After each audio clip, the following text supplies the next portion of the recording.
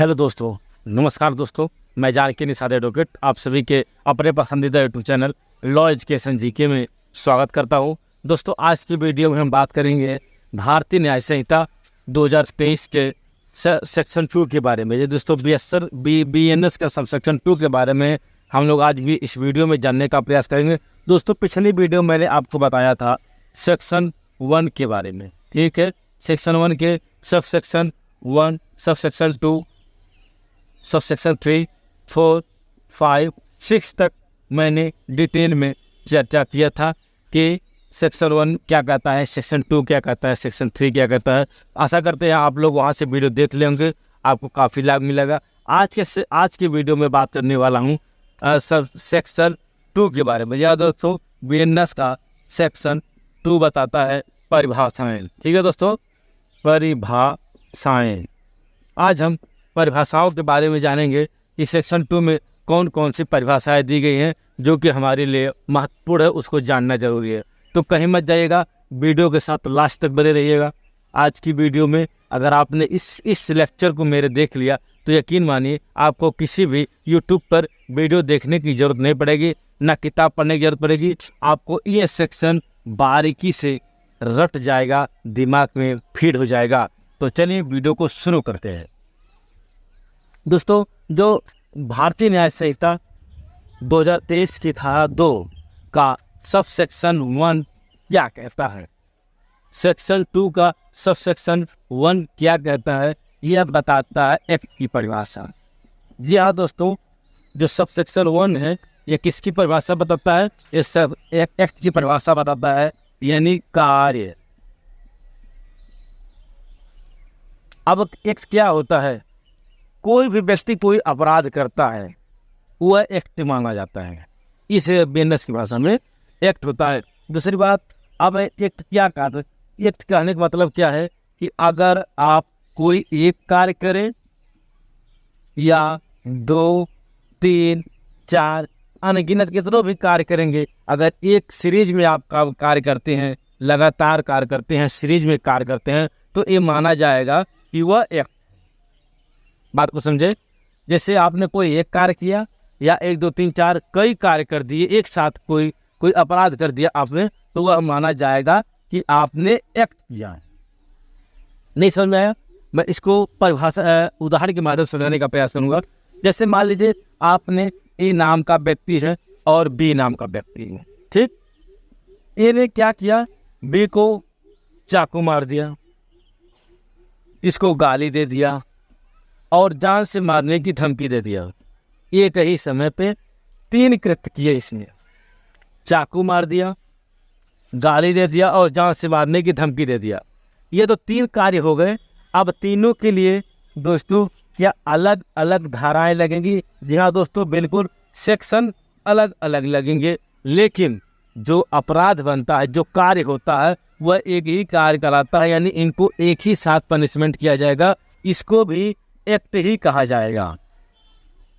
चाहे वह चाकू मारे या कोई भी एक सीरीज में काम करे, इन सारे को मिला करके एक्ट कहलाता है, कार्य कहलाता है। यही सेक्शन 1 की परिभाषा है।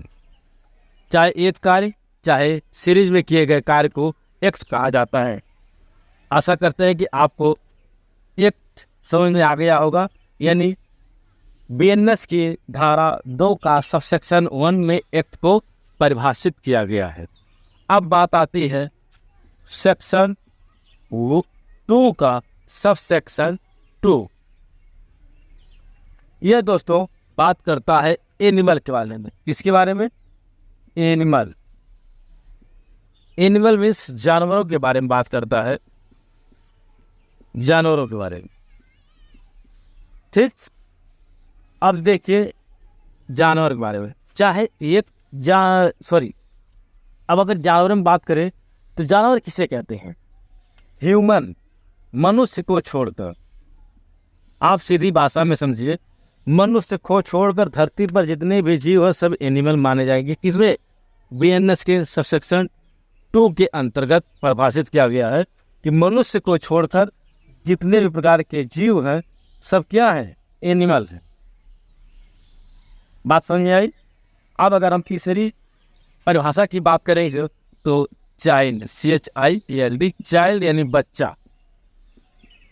अब हम बच्चा की बात करें तो दोस्तों BNS में यही एक नई, यह पहली नई धारा जोड़ी गई है, सेक्शन 2 का सबसेक्शन 3। चाइल्ड यानी बच्चा, यह IPC के एक्ट में नहीं था, इसमें दिया गया है चाइल्ड की परिभाषा। तो आप जान लीजिए, जो भी 18 वर्ष से कम का व्यक्ति है वह चाइल्ड माना जाएगा। बात समझे? जो भी 18 साल से कम उम्र का बच्चा है, चाहे लड़की हो चाहे लड़का हो, क्या माना जाएगा? चाइल्ड माना जाएगा। तो हमने क्या जाना, ये सेक्शन 2 के सबसेक्शन 3 में चाइल्ड को परिभाषित किया गया। अब अगर हम तीसरी परिभाषा की बात करें तो काउंटर से,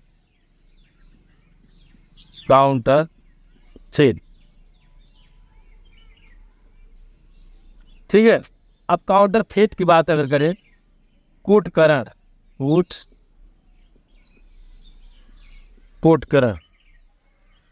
यह सबसेक्शन 4 में दिया गया है। किसमें? सबसेक्शन 4 में दिया गया है कूटकरण। कूटकरण दोस्तों ऐसा कोई कार्य या ऐसी कोई वस्तु, जैसे इस स्केच को अगर हम हूबहू इसी कंपनी का लोगो लगा करके सिर्फ इसमें एक अक्षर चेंज करके कोई दूसरा हूबहू ऐसा स्केच तैयार कर देंगे तो क्या कहलाया जाएगा? वह काउंटर फेट कहा जाएगा, कूटकरण। यानी कि किसी वस्तु की हूबहू नकल करना, किसी वस्तु की हूबहू नकल करके दूसरी वस्तु तैयार करने को क्या कहते हैं? काउंटर फेट, कूटकरण कहते हैं। जैसे मान लीजिए बिस्लेरी का डब्बा होता है, उसके तमाम प्रकार के आइटम आ गए हैं, बिल्सरी, ऐसे ही कई तरह के डब्बे आ गए हैं। तो उनको क्या कहेंगे? उस बोतल को बिल्सरी। तो वह ये क्या है? कूटकरण के शब्द में आएगा और वह दंडित किया जा सकता है कूटकरण की श्रेणी में। लेकिन दोस्तों इसका एक्सप्लेनेशन क्या आता है? जरूरी नहीं है कि जो भी हम कूटकरण कर रहे हैं, यानी जो भी हम वस्तु तैयार कर रहे हैं वह सेम टू सेम हूबहू हो, उसमें कुछ चेंजिंग भी हो सकते हैं। लेकिन आम व्यक्ति को यह लगे, अन्य व्यक्ति को यह लगे कि यह सच में बिस्लेरी है, वो खरीद लेगा, बिस्लेरी के डब्बे को बिस्लेरी समझ खरीद लेगा। तो एक तरह से कूटकरण हुआ, काउंटर फेट की श्रेणी में आसानी में वह आ जाएगा। तो आपको चौथी धारा के बारे में पता चल गया, कूटकरण के बारे में, ठीक है। अब हम अगले बात करेंगे कोर्ट के बारे में। जी हाँ दोस्तों, कोर्ट क्या होती है? आप आसान भाषा में समझने का प्रयास करें कि जहाँ पर जजों द्वारा न्यायिक कार्य किए जाते हैं, ठीक है, जजों द्वारा न्यायिक कार्य किए जाते हैं, वह क्या है? कूटकरण करता है। मजिस्ट्रेट भी अगर कोई न्यायिक कार्य करता है तो वह भी कोर्ट कहलाती है, ठीक है। अब ये नहीं कि जज कोई अपने घर पर कोई काम कर रहा हो तो वह कोर्ट नहीं, न्यायालय की प्रोसीजर को कोई व्यक्ति अपनाता है जो जज की श्रेणी पर है तो उसको ही कोर्ट कहा जाएगा। यहाँ तक बात आपको समझ में आई? यानी कि सेक्शन 5 तक आपको आसानी से क्लियर हो जाना चाहिए। अब हम बात करेंगे सबसेक्शन 6 के बारे में। दोस्तों सबसेक्शन 6 कहता है डेथ की परिभाषा, ठीक है। डेथ की परिभाषा सेक्शन 2 का सबसेक्शन 6 डेथ बताता है। डेथ मतलब ह्यूमन, मनुष्य की अगर कोई मृत्यु होती है तो वह डेथ मानी जाएगी, सीधी बात है। आप इसमें कई भटके हो गए हैं। मनुष्य अगर कहीं पर मृत्यु वाली डेथ की बात आती है तो वो समझिए मनुष्य की मृत्यु। अगर किल्ड आता है, किल्ड आएगा तब माना जाएगा किसी जानवर को मारा गया है, ठीक है, किल्ड वहाँ आएगा। लेकिन अगर डेथ आता है तो समझ लीजिए वह ह्यूमन की बात कर रहा है। पूरी BNS में अगर कहीं भी डेथ आएगा तो यह आपको मानना पड़ेगा वो किसकी बात कर रहा है? ह्यूमन की बात कर रहा है, ठीक है। तो आप पूरा यहाँ तक समझे, आसानी से समझने का प्रयास करें। अब आगे चलिए बात करेंगे हम डिसऑनेस्टी के बारे में। जी हाँ दोस्तों,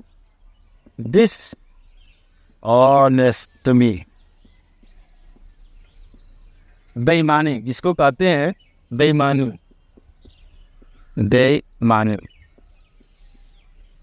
अब बेईमानी क्या होती है? डिसऑनेस्टी से होता है कि फला व्यक्ति बेईमान है। बेईमान कैसे होता है वो? तो इसको समझने का प्रयास हम लोग करेंगे। अगर कोई व्यक्ति रॉन्गफुल तरीके से, क्या है, रॉन्गफुल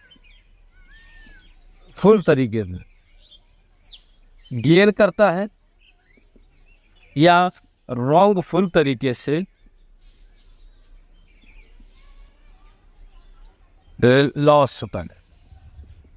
बात को समझिए, किसी व्यक्ति ने गलत तरीके से कोई लाभ पाया हो तो वह बेईमानी कहलाएगी। सीधी बात समझिए, अगर कोई व्यक्ति गलत तरीके से कोई लाभ पाता है तो वह बेईमानी है। अगर कोई व्यक्ति गलत तरीके से किसी को नुकसान पहुंचाता है तो वह बेईमानी है। बात समझ आई?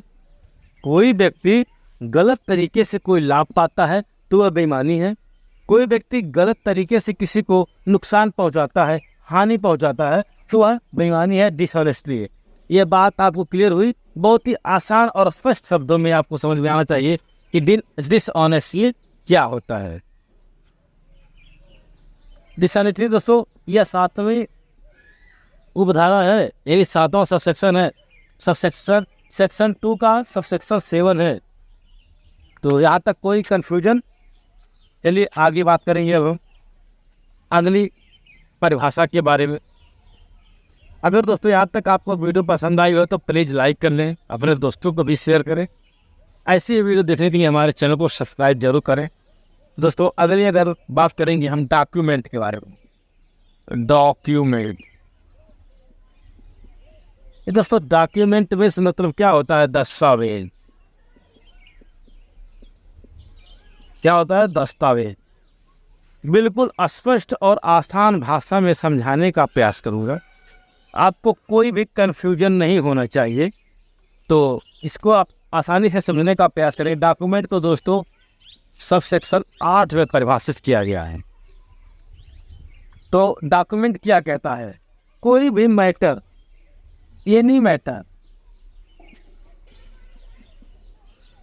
मैटर जो फिगर में हो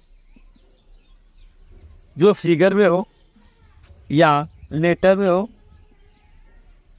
या मार्किंग हो,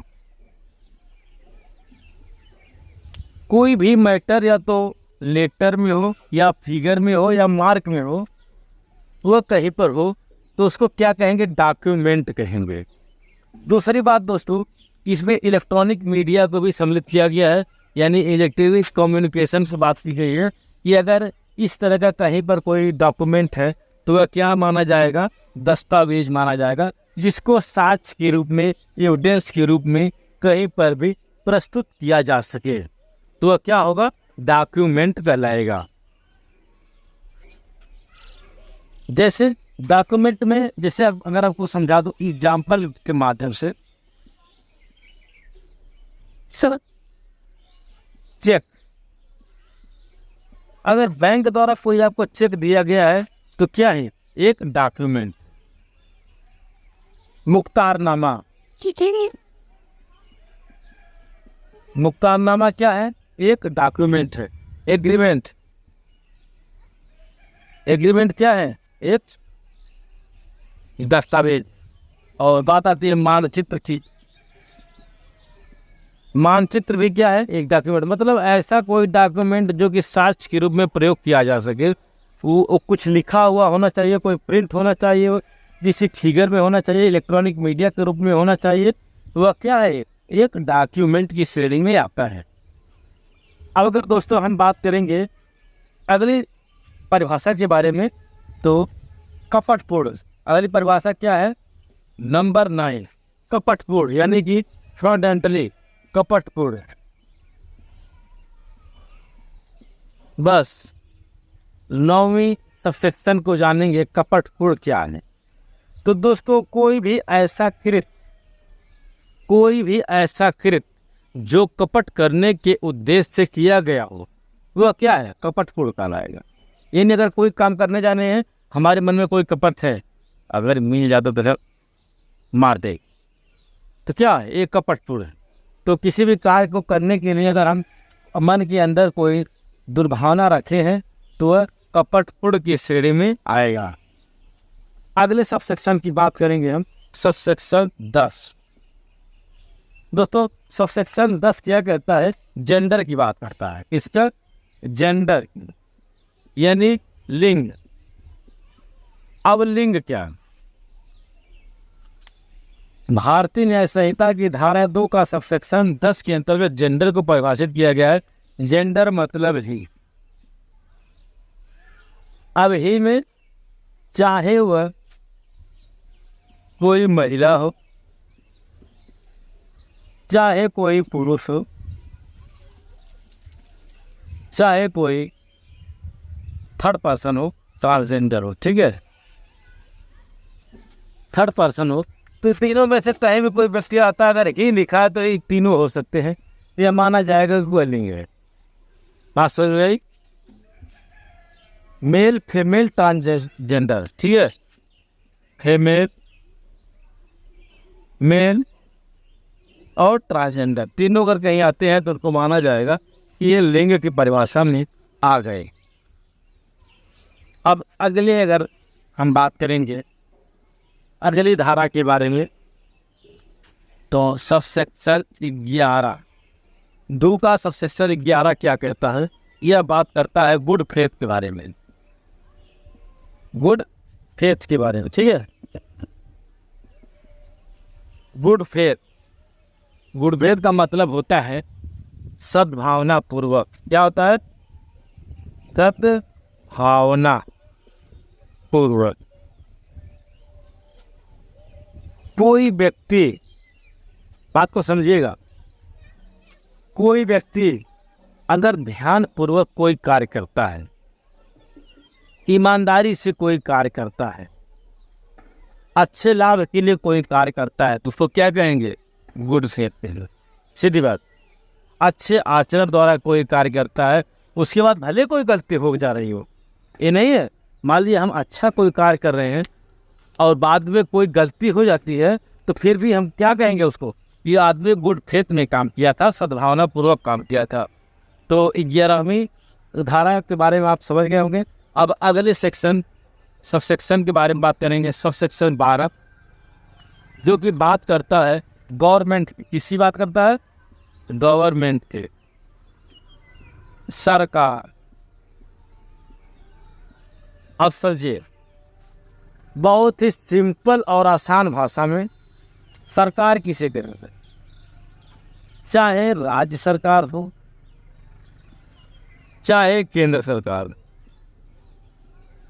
यानी कोई अगर स्टेट हो या सेंटर, इनको क्या कहेंगे, सरकार कहेंगे। गवर्नमेंट, सीधी बात, इसमें कोई दिमाग लगाने की जरूरत नहीं है। अगर गवर्नमेंट कहीं पूछ ले गया है तो कहीं केंद्र सरकार चाहे राज्य सरकार, बस बात खत्म। इसके आगे और कुछ जानने की जरूरत नहीं है। अब अगर अगले सब सेक्शन की बात करेंगे तो सब सेक्शन 13 की तरफ हम बढ़ेंगे। दोस्तों सब सेक्शन 13 बात करता है संश्रय की। इसकी बात करता है संश्रय को।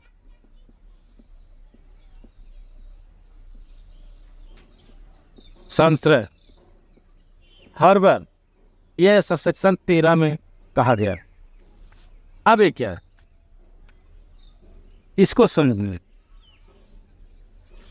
मान लीजिए कोई व्यक्ति है,